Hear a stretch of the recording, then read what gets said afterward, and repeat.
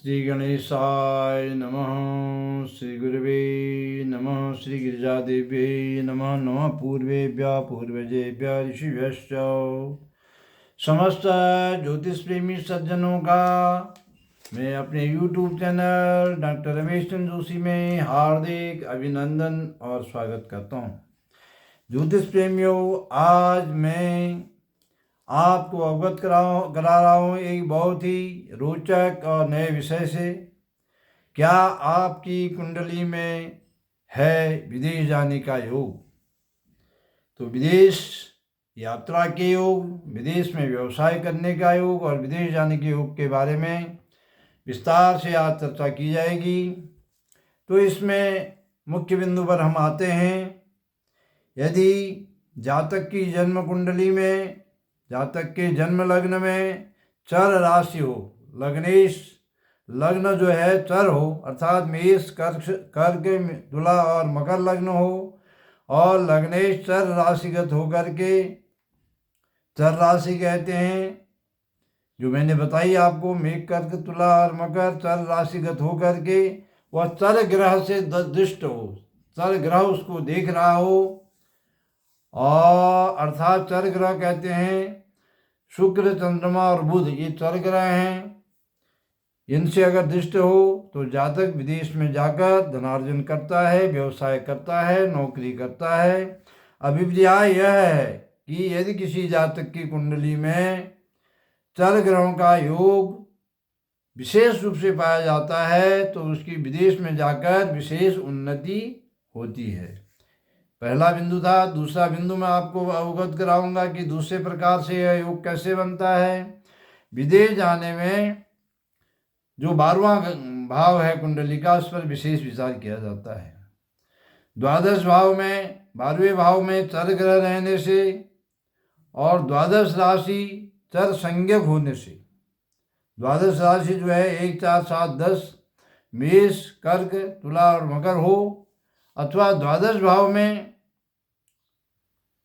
छठे भाव का स्वामी और अष्टम भाव का स्वामी रहे तो, और उस पर शनि का योग बने, अथवा शनि की दृष्टि होवे, अथवा शनि की युति हो जाए, तो ऐसा जातक अनेक देशों में भ्रमण करते रहता है और अनेक देशों में उसका व्यापार होता है और उसकी विदेश में धनार्जन में, ज्ञान प्राप्त करने में विशेष उन्नति होती है। तीसरा योग विदेश यात्रा का जो बनता है उस पर विचार करते हैं। तीसरा योग जो है विदेश यात्रा के लिए हमारे शास्त्रकारों ने और ज्योतिषाचार्यों ने तीसरे, 7वें, 9वें और 12वें भाव से विचार करना चाहिए ऐसा कहा है। लेकिन इसमें विशेष बात यह है कि तृतीय स्थान से जो विदेश यात्रा होगी वो निकट के पड़ोसी देशों की यात्रा होगी, और सप्तम स्थान से उससे कुछ दूर देशों की यात्रा होगी, और नवम स्थान से उससे भी कुछ दूर देश की यात्रा होगी, और 7वें स्थान से विचार करने पर जो यात्रा होगी और व्यापार के लिए होगी। तीसरे स्थान पर यात्रा, तीसरे स्थान के भाव से विचार करने पर वह खेल और सेना आदि की संबंधित कार्यों के लिए होगी।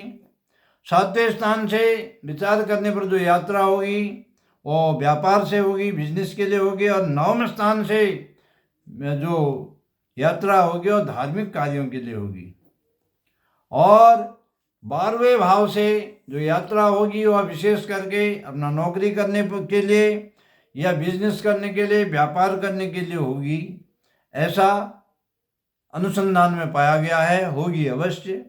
और चौथा बिंदु है वह है कैसे बनता है विदेश यात्रा का योग। तो द्वादश भाव में चर राशि हो, अर्थात द्वादश स्थान में शनि की राशि मकर और कुंभ में कोई चर संज्ञक ग्रह शुक्र, चंद्रमा, बुध हो, तो वह जातक लंबे समय तक विदेश में रह करके धनार्जन और ख्याति प्राप्त करता है।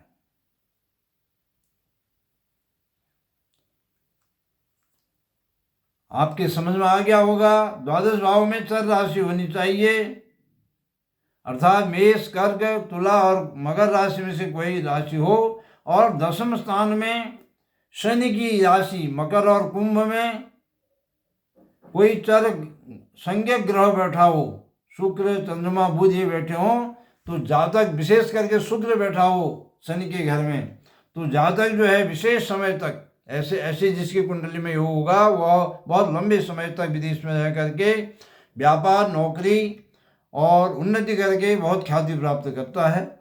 पांचवा जो विदेश यात्रा का योग है वह तृतीय भाव का स्वामी अगर 11वें भाव में हो तो जातक जो है प्रसिद्ध खिलाड़ी अथवा सेना का अफसर बन करके, सेनाधिकारी बन करके अनेक बार विदेश यात्राएं करता है। और छठा जो योग बनता है वह तृतीय भाव का स्वामी अगर 12वें भाव में हो तो जातक विदेश में जाकर के नौकरी अथवा बिजनेस से धनार्जन करता है, विदेश जरूर जाता है। सातवें भाव का सातवां बिंदु जो है, सातवां योग जो बन रहा है वो बनता है छठे भाव का स्वामी द्वादश भाव में हो, और द्वादश भाव का स्वामी छठे भाव में या 8वें भाव में हो तो प्रबल विदेश यात्रा का योग बनता है। और इसमें भी विशेष बात यह है, अनुभव की बात आपको बता रहा हूँ, कि इसमें अगर क्रूर ग्रह हों और वो अपने नीच अथवा शत्रु ग्रह में हो तो ये योग और भी प्रबल हो जाता है। आठवां बिंदु जो मैं आपको बताने जा रहा हूँ विदेश यात्रा के योग का, वह है द्वादश भाव का स्वामी छठे या 8वें भाव में हो तब भी प्रबल विदेश यात्रा का योग बनता है। और उसके साथ यदि राहु और केतु हों अथवा शनि हों तो ये और भी प्रबल हो जाता है। और जो नवा योग बन रहा है विदेश यात्रा का, वह कैसे बन रहा है? पंचमेश नवम में हो, पंचम भाव का स्वामी नवम भाव में हो, और